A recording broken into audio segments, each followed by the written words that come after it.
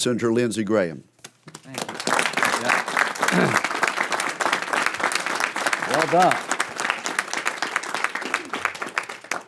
The truth of the matter is we're probably going to lose this fight, but we will win this war. We're probably going to lose the vote today, and this budget's probably going to pass because everybody's hell-bent to get out of town and not shut down the government. Nobody wants to shut down the government. Here's the question. Is it this choice between keeping the government open and screwing all the military retirees? Is that the right choice? How about doing both? How about protect the veteran and the military retiree and keep the government open? If we wanted to, we got to January the 15th. If you put 10 people in a room, we could solve this in about 2 hours. No, we're in a big hurry around here to show you how functional we are. Even when we're functional, we're dysfunctional.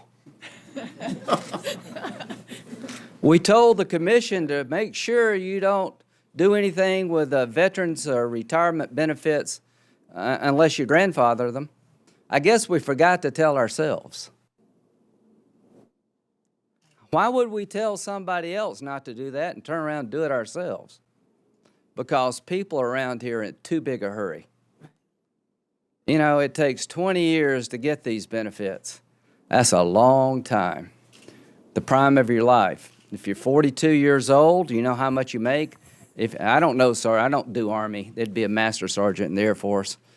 E7. Sergeant first class. Sergeant first class. That's the Army. So I'm an Air Force guy. The rank is E7, right? Yes, sir. Okay, that's a good retirement. E7 means you're in the top 3. Job well done. You know how much the retirement package is for an E7 who spent 20 years, whose children have probably been to 5 different schools, who've been to Afghanistan, Iraq more times you can probably count since 9/11? It's between $24,000 and $25,000. Well-earned, hard-earned. Why do they have a second job? You go live on $24,000, $25,000 if you got 4 kids, or 2 kids, or 1 kid, and there are 4 of you. Now, what does this mean?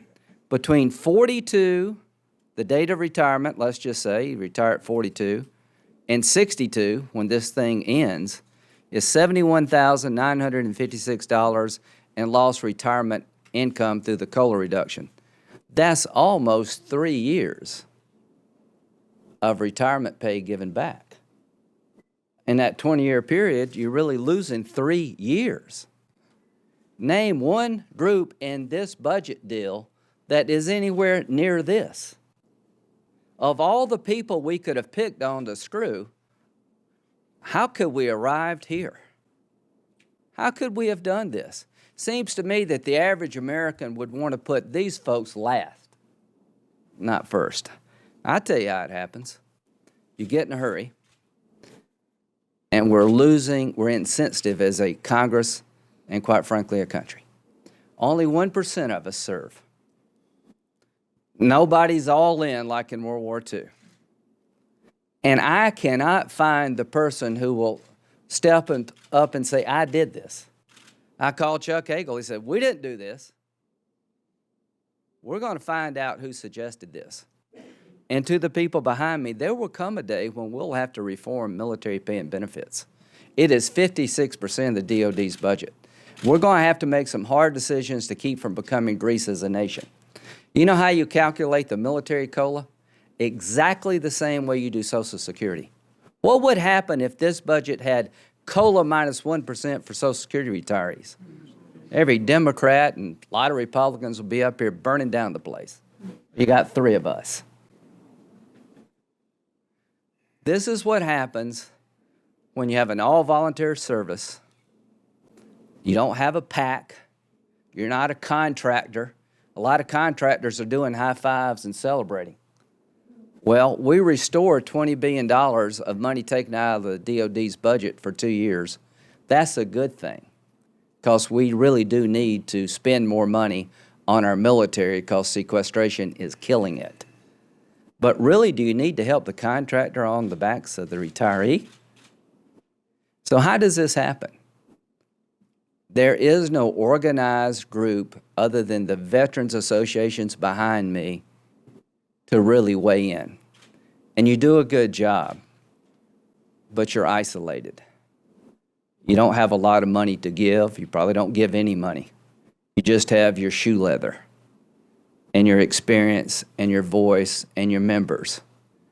So when 1% of the population who has served so hard, fought so long, and sacrificed so much winds up in this boat, it tells me that Congress has forgotten what our primary job is, to defend this nation. And you don't defend this nation through the CBO or the OMB or the Budget Committee. You defend this nation through fellow citizens who will make a career of doing and going wherever it takes and to stay as long as it takes. We're going to probably lose this week, but I promise everybody here we're going to win over time. Not only are we going to right this wrong, we're going to remind people who you are. And any politician who wants to do this again is going to get the hell kicked out of them. Thank you.